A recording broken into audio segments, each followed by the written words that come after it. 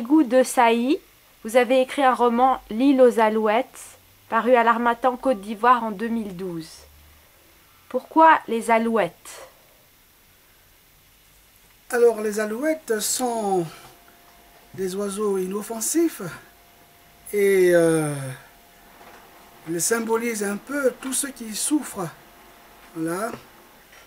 Je pense par exemple aux femmes dans leur foyer qui souffrent, de certains hommes et de certains enfants aussi qui sont victimes de la pédophilie de certains ecclésiastiques. Voilà pourquoi j'ai mis les alouettes, qui les symbolisent un peu, qui symbolisent cette situation que vivent les plus pauvres et les plus démunis.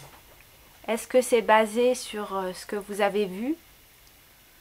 L'histoire est un peu orientée par ce que j'ai vécu moi-même, hein, de ma cousine, ma cousine s'appelle Germaine, qui a été victime de cette situation-là, des ecclésiastiques. Quels sont les héros du livre? Ce sont des femmes, des enfants? Les femmes et les enfants et tous ceux qui souffrent en silence, qui peuvent être comparés comme des agneaux, qui sont menés à l'abattoir parce qu'ils sont dans une situation de faiblesse. Voilà. Quelle est la solution? La solution, c'est de prendre les gens comme ils sont, de mieux les traiter. Je vois par exemple certaines femmes de nos régions en Afrique et même en Occident qui sont maltraitées parce qu'elles sont plus faibles. Je vois la situation des enfants qui subissent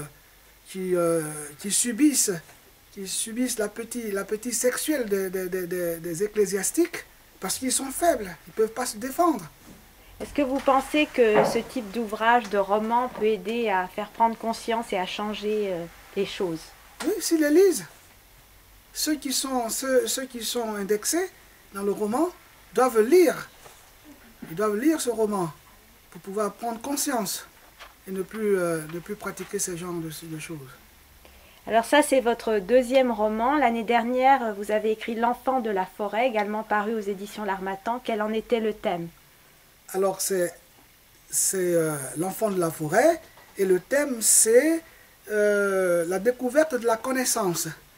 Parce que cette dame qui part dans la forêt sacrée et qui en revient avec une grossesse, n'est-ce pas, qui fait son enfant, donc l'enfant est pris en charge par une autre famille, mais le fond de l'histoire c'est que dans nos régions, la connaissance n'est pas acquise comme ça, elle n'est pas du fait de tout le monde.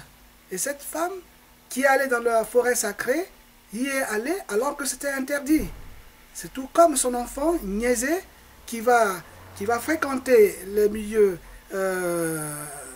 scolastiques, livresques, n'est-ce pas, et qui va donc acquérir beaucoup de connaissances et monnayer cette connaissance-là par sa prise de position sur le plan politique dans son pays et qui devient finalement président de la République.